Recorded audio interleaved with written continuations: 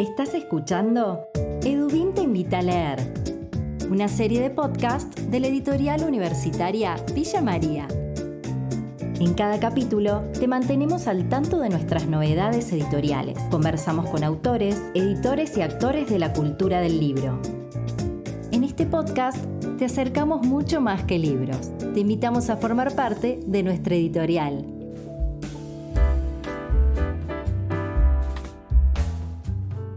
Bienvenidos y bienvenidas a un nuevo episodio de Edubim te invita a leer, el podcast de la editorial de la Universidad Nacional Villa María.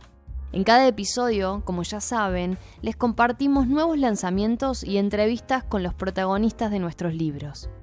Este episodio es especial porque además de conversar con Sebastián Malecki, el compilador del libro Córdoba Moderna, tenemos buenas noticias que nos enorgullece compartir con ustedes. Esto no es solo un podcast de libros, es un podcast de noticias, de buenas noticias.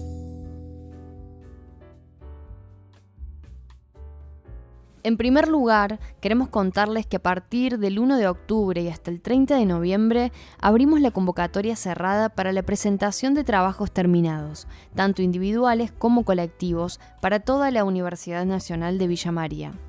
Si tenés un texto listo para compartir, esta es la oportunidad de ser parte de nuestro plan de publicaciones 2025. Para enviar el material, solo tenés que ingresar a www.edubim.com.ar, hacer clic en la pestaña Recursos y dirigirte a donde dice ¿Cómo publicar con nosotros? Edubim, la seguridad de un buen libro. Nos enorgullece contarles que el día 10 de septiembre fuimos reconocidos en la entrega de premios de la Fundación Conex a la trayectoria en labor editorial del periodo 2014-2024. El gran jurado de la 45ª edición de los premios Conex, conformado por 20 notables de la literatura y dirigido por María Teresa Andrueto, eligieron a las 100 personalidades más destacadas de las letras argentinas en el periodo 2014-2023. Entre los diplomas al mérito entregados se encuentra el de Edubim, premiada por la labor editorial junto a Bajo la Luna Editorial, Caja Negra Editora, Ediciones Ampersand y Eterna Cadencia. Se trata de un quinteto de editoriales votadas entre 40 sellos de todo el país. Vamos a escuchar la palabra de Carlos Gácera, director de la editorial, sobre este reconocimiento. Creo que el reconocimiento de la Fundación Conex a nuestra labor editorial es un triple reconocimiento. Primero, por la calidad de todos los que nos votaron. Segundo, porque fuimos la única editorial que tiene sede en el interior del interior. Y tercero, porque somos la única editorial pública y universitaria. Por otro lado, por cómo llegamos a este reconocimiento, su metodología. Es un reconocimiento en el cual quienes lo reciben no lo solicitan. No hay postulaciones, sino un sistema de selección. Lo explicó muy bien la noche de la gala la presidenta del gran jurado de este 45º gala de los premios Conex. María Teresa Andrueto dijo que la nómina por la cual cada una de las categorías se confeccionó con la libre propuesta de los integrantes del jurado. Y esa nómina inicial fue de más de 1000 nombres. Luego de debates y cruzamientos de todos los postulados, se seleccionaron por rubro los 5 que resultaron reconocidos. Si se tiene en cuenta lo anterior, el premio es a todas luces el resultado de una distinción que se realiza por la visualización del trabajo realizado por nuestra editorial en estos últimos 10 años. Siento un enorme orgullo en haber sido saludado por cada uno de los colegas editores y por cada uno de los miembros del gran jurado. Y ese orgullo, creo, es compartido por los integrantes del equipo de Edubim. En Edubim tenemos muchas historias para contarte, sobre ficción, crítica, cultura, economía y política. Estos son nuestros lanzamientos en la voz de sus autores.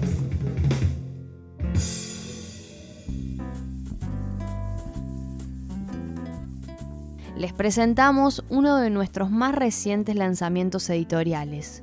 Hablamos del libro Córdoba Moderna, Arquitectura, Ciudad y Cultura en el periodo 1927-1970. Conversamos con Juan Sebastián Malecki, compilador de este título. Bienvenido, Sebastián, a Edubim Te Invita a Leer. Bueno, muchas gracias por recibirme acá. Bueno, se acaba de publicar Córdoba Moderna y en este libro toman un recorte temporal que abarca la arquitectura y el urbanismo desde la década de 1920 a 1970. ¿Por qué este periodo? Bueno, una pregunta interesante porque justamente el libro se proponía indagar a partir de distintas entradas específicas el largo ciclo de la arquitectura moderna en Córdoba, tomando como referencia las primeras expresiones, tanto en el ámbito de la arquitectura como del urbanismo, que se dieron en Córdoba hacia finales de la década del 20, y tomamos como cierre esa larga y complicada década del 70, digamos que uno podría pensarlo en torno a 1976, 1978, ahí hay distintas cuestiones en las cuales, por una serie de circunstancias, digamos, aparece una nueva forma, una nueva concepción de cómo hacer arquitectura y urbanismo que tiene que ver con este término tan problemático de posmodernismo, digamos, ¿no? Entonces, entre finales de los 20 y finales de los 70 se cifra ese largo ciclo de la arquitectura moderna en Córdoba. ¿Cuáles son los hitos en materia arquitectónica y urbanística en Córdoba en este periodo, o al menos los que ustedes toman para desarrollar los diferentes artículos del libro?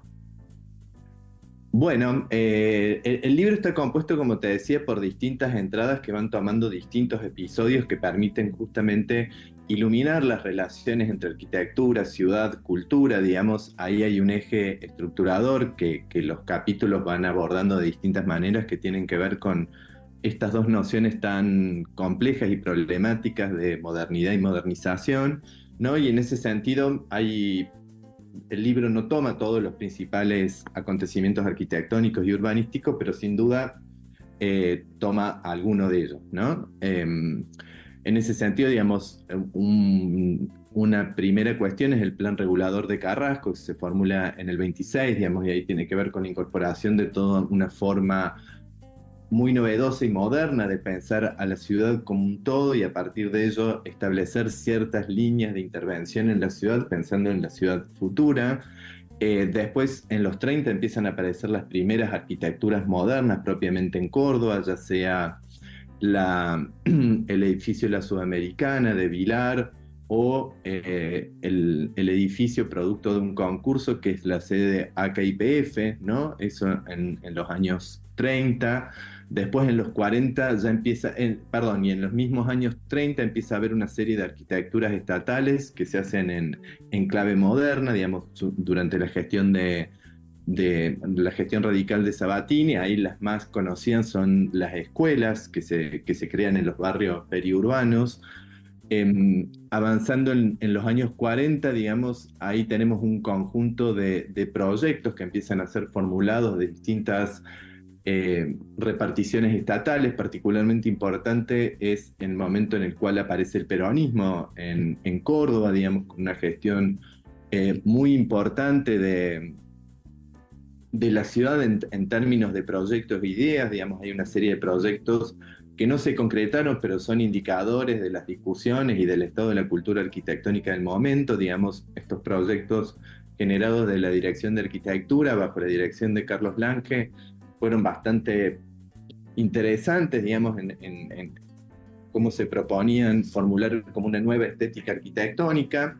En ese mismo momento también, y esto es uno de los edificios más emblemáticos que tiene Córdoba, que es el concurso para la Municipalidad de Córdoba, que se hace en el 53, finalmente se termina en el 61, para el periodo peronista también es muy importante porque ahí se formula el primer plan regulador que se aprueba, porque el plan regulador de Carrasco no llega a aprobarse y prácticamente no se implementa ninguna de las ideas que habían ahí, excepto 2 o 3, y es el plan regulador que formula el italiano Ernesto Lapadula entre el 54 y el 58, el que va a ser muy importante porque, bueno, es el primer plan aprobado, que se va a implementar, no en su conjunto, pero sí en una serie de lineamientos muy importantes, y van a establecer un poco las coordenadas de cómo se pensaba y cómo se intervenía en la ciudad, por lo menos hasta finales de la década del 70, digamos. En los 60 aparecen también una serie de concursos y edificios que van a ser como muy relevantes. Por un lado, el concurso para la planificación de la Ciudad Universitaria de Córdoba. Por otro lado, el concurso para el Colegio Manuel Belgrano, que va a ser uno de los edificios más icónicos y más emblemáticos de esta modernidad en Córdoba. De hecho, es un edificio que luego va a tener una reconsideración historiográfica muy importante. Y es también, bueno, también la nueva sede para la empresa provincial de energía eléctrica, para la EPEC. Va a ser un edificio como muy relevante, junto con otro conjunto de edificios que es producto de la iniciativa privada. Y acá aparece un fenómeno muy particular, que a partir de la década del 50, Córdoba comienza fuertemente un proceso de verticalización que en unos muy pocos años, en unos 10 años más o menos, va a cambiar la fisonomía de la ciudad. Vamos a pasar de esa tranquila capital provinciana en la cual sobresalían campanarios y cúpulas de iglesias, por una moderna ciudad industrial en la cual van a predominar edificios en alturas, digamos, y ahí es notorio cómo ese centro histórico se va densificando en altura, digamos, ¿no? Y ahí podemos encontrar dos corredores principales, que es la Avenida Colón y la General Paz, ¿no? Bueno, esos son algunos de los principales hitos arquitectónicos y urbanísticos del momento. Por supuesto, no son todos. ¿Estás escuchando? Edubim te invita a leer.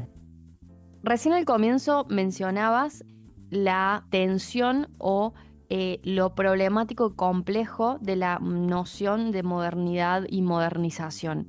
¿Cómo se plasma este debate en el libro?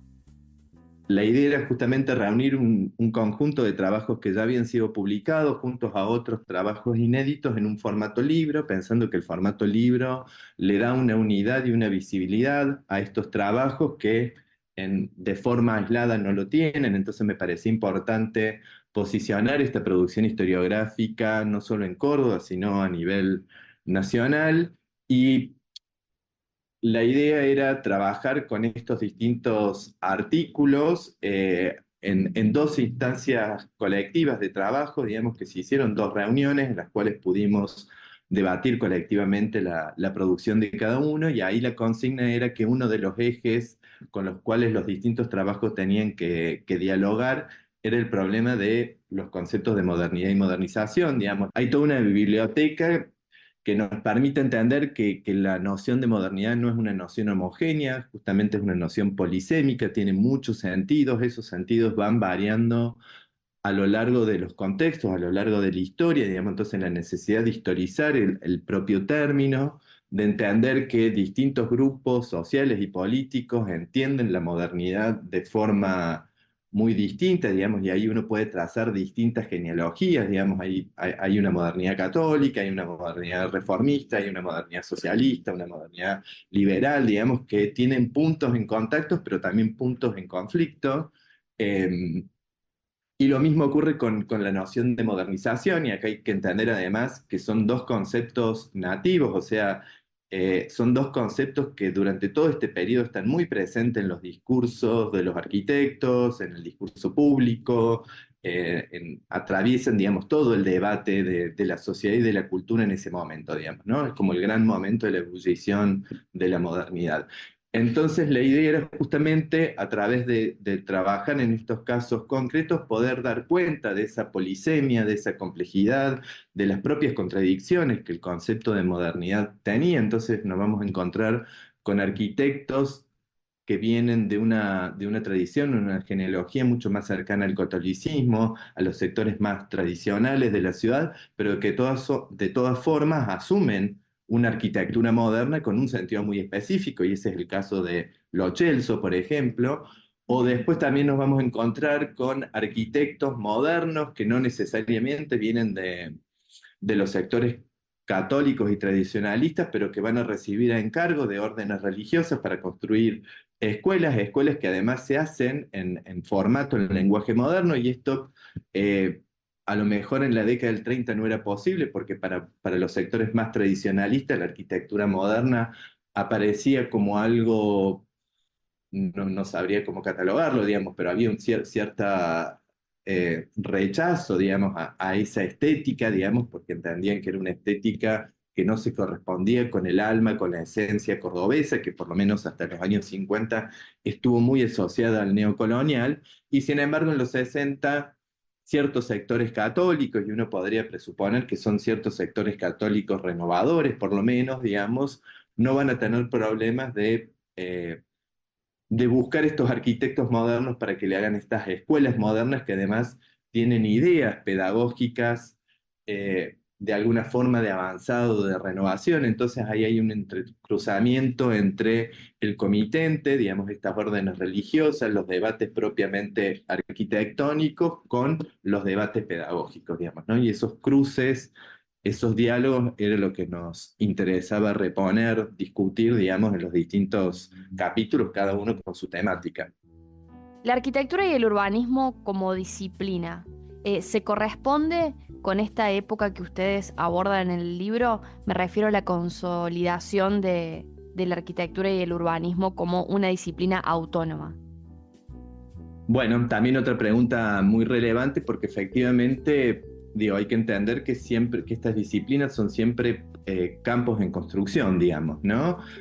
Más particularmente la arquitectura, que, bueno, viene de un proceso bastante complejo en el cual, digamos, a principio de siglo está luchando para diferenciarse de la ingeniería, digamos, que la otra disciplina dedicada fuertemente a la construcción, y esto tenía implicaciones legales, digamos, hasta la década del 40, no era lo mismo el título de ingeniero que el de arquitecto. El título de ingeniero era mucho más habilitante que el de arquitecto, digamos, y ahí efectivamente hay un lento proceso de consolidación del campo disciplinar de la arquitectura, que en el caso de Córdoba, y por distintas razones, va un poco más lento en relación a lo que pasaba en Buenos Aires y en Rosario. De hecho, hay mucho menos arquitectos trabajando en Córdoba, por lo menos hasta la década del 40, de lo que pasaba en Rosario y Buenos Aires, ¿no? Entonces, lentamente, y esto tiene que ver con la creación de la Escuela de Arquitectura, con el surgimiento de un cuerpo de docentes y profesionales que se van a formar en Córdoba y que van a ir generando este campo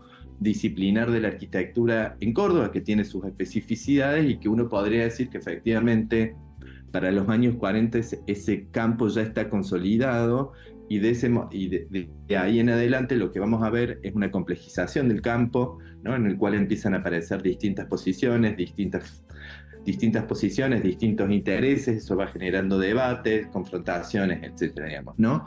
Una cuestión diferente ocurre con el urbanismo, porque es otra disciplina que tiene otros ritmos. El urbanismo, además, entendida como una disciplina reformista, digamos, porque su objetivo siempre es reformar la ciudad, y sobre todo reformar la ciudad industrial, tratando de resolver esos problemas que generaba esa ciudad industrial, digamos.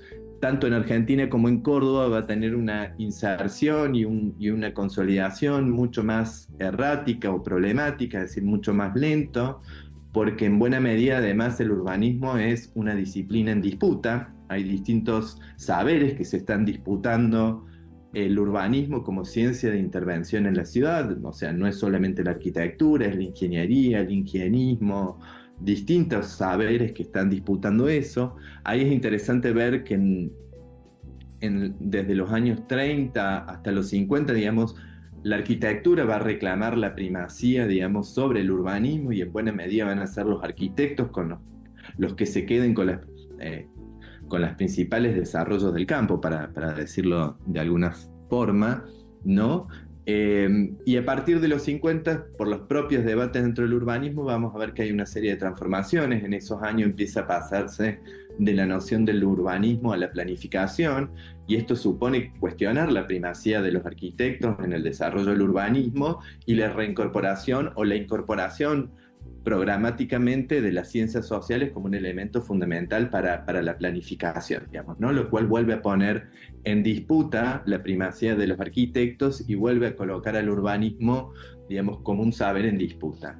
En ese sentido, digamos, Córdoba yo creo que, y esto es todavía una investigación que habría que hacer y profundizar respecto al urbanismo, creo que recién a partir de la década del 40 uno puede pensar que empieza a consolidarse o a formarse un campo disciplinar del urbanismo en Córdoba, hasta donde ha sido posible investigar. Creo que Ernesto Lapadula es el primer profesor efectivo de urbanismo. Si bien la materia urbanismo ya estaba en la currícula de la carrera de arquitectura de mucho antes, no logré encontrar quién diera esa materia, y además va a ser Lapadula el que va a generar un cuerpo de técnicos que van a estar trabajando en la municipalidad, sobre todo, o en primer lugar, en relación al plan regular, pero ese cuerpo técnico va a ir quedando, va a quedar, se va a ir consolidando, se va a ir ampliando, digamos, ¿no?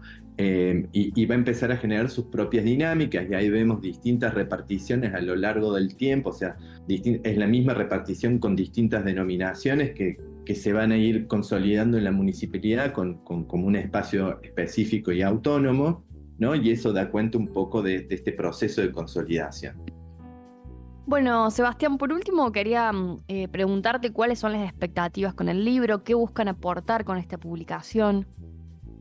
Bueno, como te decía, la idea de reunir este conjunto de trabajos en un libro era justamente para darle visibilidad, digamos, al problema o al tema de la historia de la arquitectura en Córdoba, digamos, una ciudad que, a pesar que tiene una larga tradición en historiografía, con figuras muy importantes como Marina Weissman, no ha producido un volumen de trabajos de calidad significativa. Entonces me parecía importante juntar estos trabajos, reunirlos en un libro, cosa de poder tener cierta presencia en los debates historiográficos. La idea es alentar nuevas investigaciones que se puedan multiplicar, digamos, las preguntas, los casos, los interrogantes, los intereses sobre un periodo de Córdoba que es sumamente importante, sumamente interesante, digamos, entre los 50 y los 60, Córdoba se va a transformar radicalmente, digamos, como te decía recién, va a dejar de ser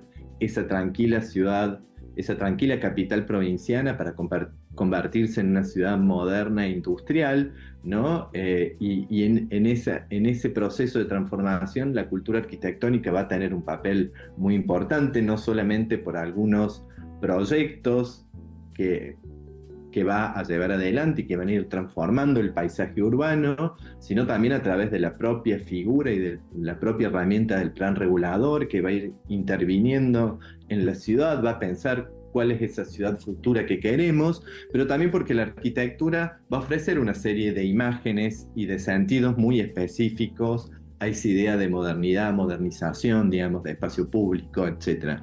Entonces, la idea o el objetivo de este libro no es solo dar a conocer una serie de producciones que se están haciendo acá en Córdoba, sino también invitar al debate, ¿no? Y al desarrollo de nuevas investigaciones que permitan profundizar y extender este momento tan interesante de Córdoba. Bueno, Sebastián, muchísimas gracias y lo mejor para el lanzamiento de esta nueva publicación. Bueno, muchísimas gracias a vos por la invitación. Edubin, la seguridad de un buen libro. Llegamos al final de un nuevo episodio de Edubin Te Invita a Leer. Mi nombre es Camila Argüello y esto es posible gracias al trabajo del equipo de comunicación. Carolina Will en la coordinación general, Sebastián Perotti en las gráficas y contenido audiovisual, Carolina Vázquez en la confección y envío de newsletter y Rocío Monasterolo en redes sociales. Recuerden ingresar a www.edubin.com.ar. Esa es nuestra página web y allí pueden encontrar todos los libros que tenemos a disposición para ustedes, como así también noticias editoriales. Hasta el próximo episodio.